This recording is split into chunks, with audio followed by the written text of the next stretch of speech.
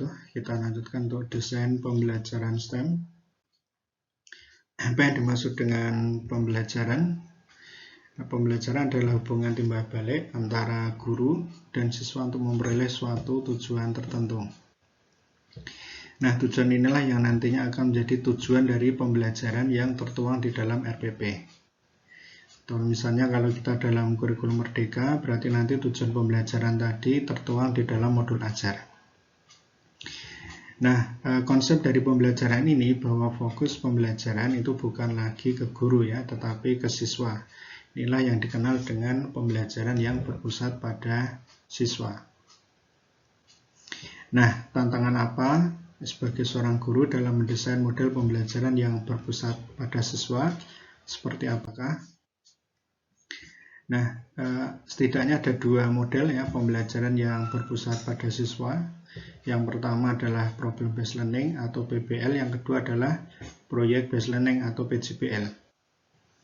Nah, problem based learning atau PBL ini adalah model pembelajaran yang menantang siswa untuk menemukan solusi dari masalah nyata yang diberikan dengan cara bekerja sama. Jadi konsep dari problem based learning adalah adanya kerjasama. Nah, adapun untuk yang project based learning, model pembelajaran ini sama ya, menantang siswa untuk menyelesaikan masalah atau menemukan solusi, tapi melalui sebuah proyek yang diberikan. Jadi melalui sebuah proyek, itu project based learning. Tapi kalau problem based learning tidak ya, jadi tidak berdasarkan pada proyek. Nah, sekarang kita lihat apa persamaan dan perbedaan dari problem based learning sama project based learning.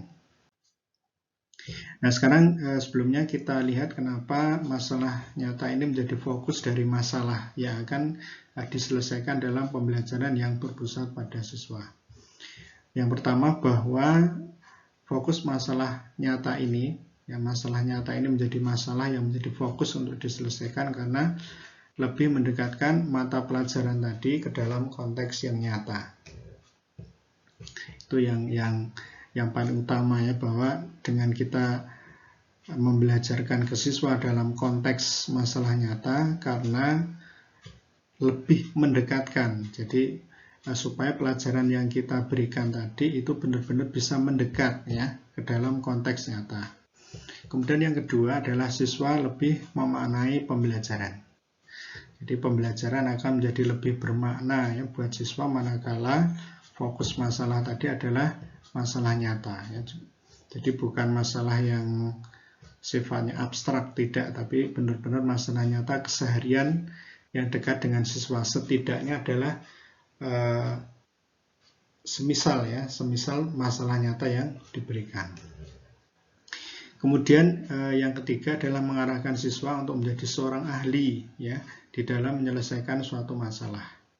Jadi ketika ada masalah nyata, kemudian siswa tadi bisa menyelesaikan, maka seakan-akan siswa tadi akan merasa menjadi seorang ahli. Dan ini punya manfaat yang besar bagi siswa itu sendiri.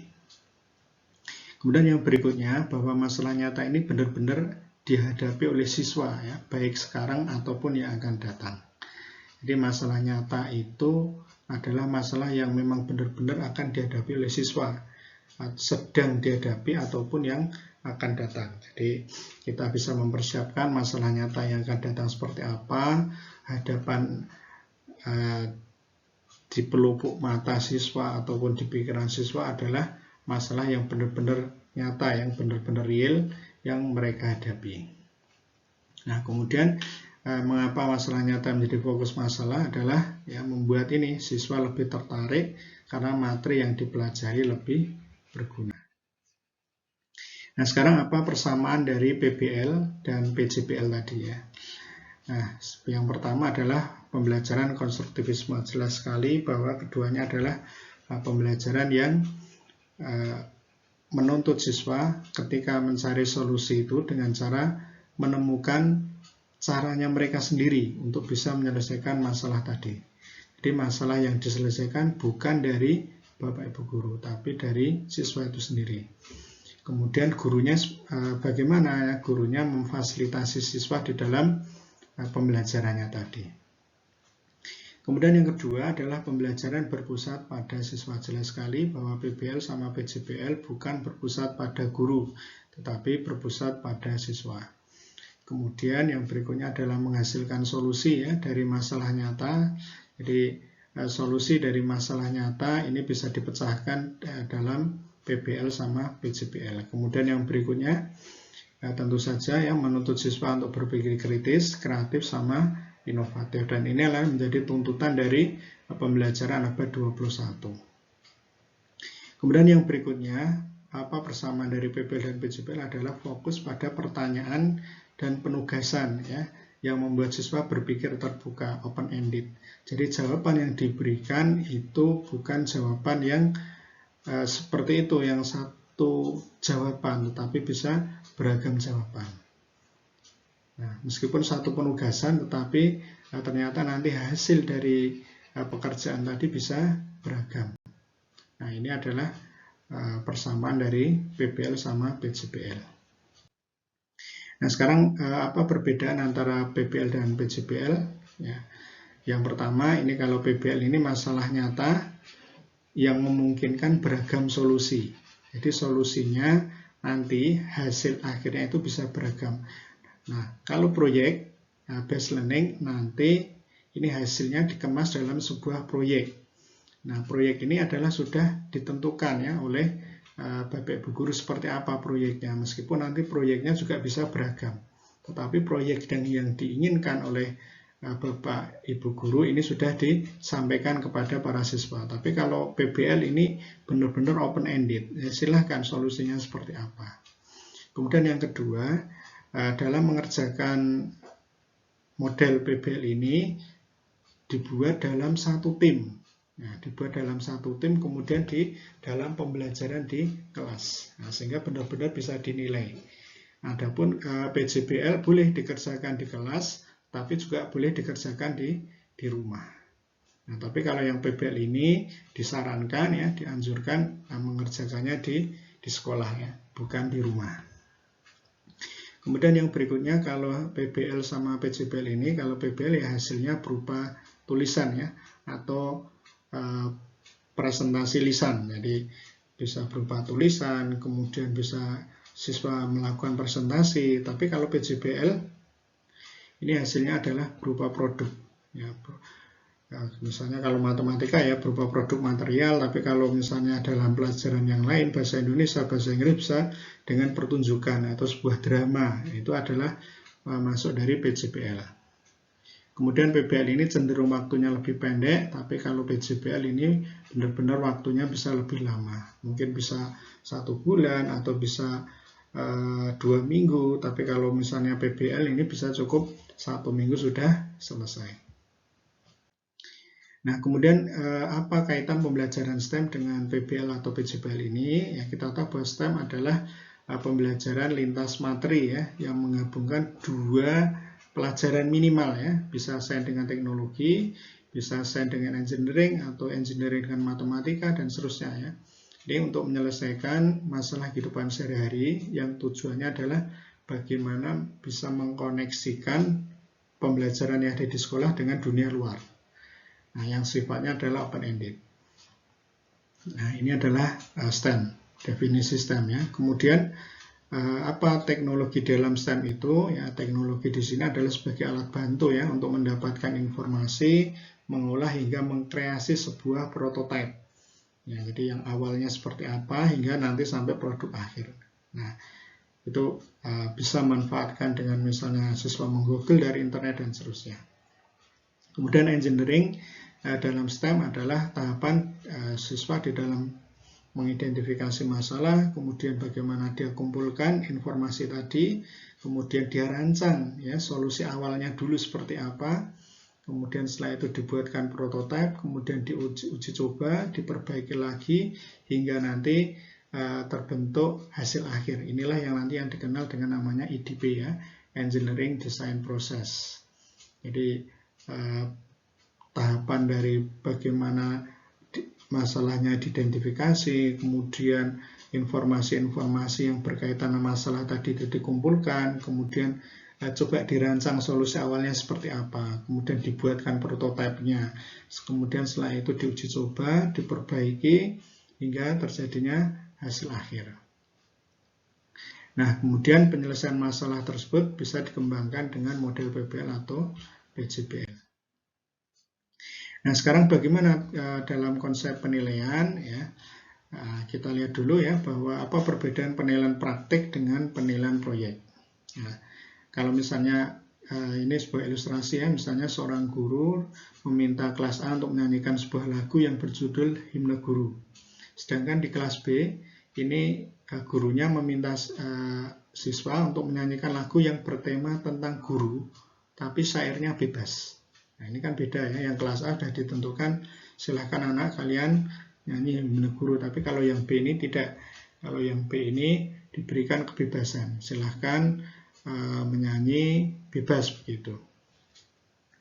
Nah, dari ilustrasi di atas ini bisakah Bapak Ibu membedakan mana yang praktek, mana yang proyek? Nah, tentu saja kalau siswa minta kelas A untuk nyanyi Himne Guru ya ini praktek, kemudian kalau yang kelas B ini ya proyek. Jadi silahkan diberi kebebasan ya, tapi sudah ditentukan temanya tentang guru. Jadi tidak dibatasi. Nah, di sini ya kita lihat bahwa praktek, nah ini adalah diukur dari sisi keterampilan proses prosedural, ini kuncinya. Ya, sifatnya prosedural. Jadi praktek itu lebih ke arah meniru. Nah, sedangkan proyek ini diukur dari tahapan persiapan, pelaksanaan hingga pelaporan. Nah, kemudian proyek ini tentu saja lebih membutuhkan pengetahuan ya dibanding dengan praktek, karena praktek itu hanya sekedar meniru. Misalnya praktek membuat apa, praktek membuat ini, praktek membuat ini. Jadi barangnya sudah jadi ada gambaran seperti ini, kemudian siswa meniru. Tapi kalau proyek tidak. Proyek ini benar-benar sifatnya open ended. Ya, siswa tidak tahu nanti hasil akhirnya itu secara secara gambaran realnya itu seperti apa. Nah, beda dengan praktek. Praktek itu sudah ada tujuan, nanti seperti itu. Jadi sudah ada gambaran untuk menirunya sudah ada. Oleh karenanya di sini sifatnya prosedural. Nah, dengan demikian ya bahwa pembelajaran STEM ini lebih tepat menggunakan penilaian keterampilan yang berupa penilaian proyek. Nah, sekarang kita lihat konsep IDP-nya dalam STEM itu sendiri ya. Yang pertama adalah mengidentifikasi dan mendesain suatu masalah. Kemudian yang kedua mengumpulkan informasi. Kemudian yang ketiga adalah mengidentifikasi solusi awal begitu. Solusi awalnya apa. Kemudian setelah itu dibuat prototipenya, kemudian dievaluasi prototipnya tadi sudah baik atau belum, kemudian kalau belum ya diperbaiki ya, terus diulang lagi yang ke-6, ke-5 hingga menjadi solusi akhir. Nah, setelah solusi akhir bermunculan, maka tinggal dikomunikasikan menjadi sebuah produk akhir dari STEM itu sendiri. Nah, ini ada masalah nyata. Nah, kita contohkan misalnya ini ya, Pak Andi dia memiliki rumah tingkat yang tingginya 3 meter. Ya, rumah tingkatnya itu 3 meter begitu ya. Kemudian ia berencana, ini masalah nyata ya. Ia berencana membuat sebuah tower yang menara bak air yang tinggi pemasangan bak airnya sama dengan rumah tinggi miliknya. Ya. Rencananya seperti itu ya. Karena keterbatasan dana, ia membuat tower dari batang bambu. Nah, sebelum merancang dia ingin mengkonstruksi dulu tapi dengan pemodelan ya. Dia membuat dengan tusuk sate yang panjangnya 25 cm. Skalanya 1:4. Nah, ini siswa diminta ya untuk membuat sebuah tower ya, membuat sebuah tower tapi dari tusuk sate. Ini sebagai pemodelannya. Nanti kalau sudah, nanti Pak Andi akan mengkreasi sendiri seperti apa yang sudah dibuat dengan tusuk satenya tadi. Nah, kemudian ini bahan-bahan yang dibuat ya untuk membuat proyek tower bak air. Kemudian, nah ini ya, tahapan dalam proses EDP-nya, dari identifikasi dan definisi masalah.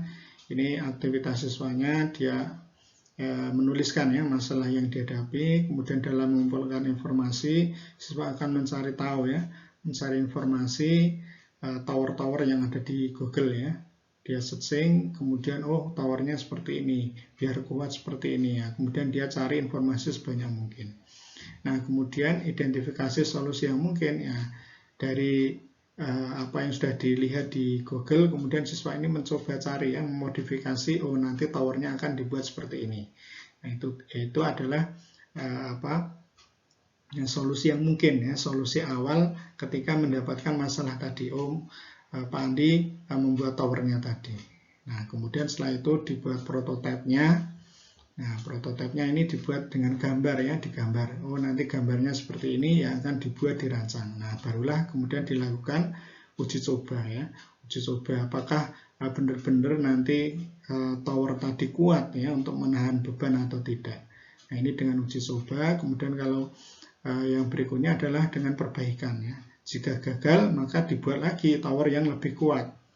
Nah, jika merasa sudah kuat ya terus ya sampai benar-benar sukses begitu ya, pembuatannya dapat diulang terus hingga sukses. Nah, kemudian yang terakhir adalah komunikasikan ya, tentu saja ketika siswa sudah selesai ya membelajarkan STEM, jangan lupa untuk dipresentasikan ya, dikomunikasikan. Kenapa milih seperti ini, diberikan alasan, kemudian dipresentasikan. Ini adalah proses berpikir secara EDP-nya. Nah, kemudian ini beberapa konsep atau materi tentang STEM. Dalam STEM-nya apa, teknologinya apa, engineering-nya apa, kemudian matematikanya apa. Nah, ini adalah hasil proyek STEM-nya, salah satu yang sudah dibuat oleh Bapak Ibu Guru dalam diklat ya, STEM yang diselenggarakan oleh MKMP Matematika Kabupaten Wonosobo. Ini ya, ini towernya seperti ini ya, biar kuat dan seterusnya, dibuat agak mengerucut begitu. Nah, penutup ya, demikian yang bisa disampaikan dari kami. Assalamualaikum warahmatullahi wabarakatuh.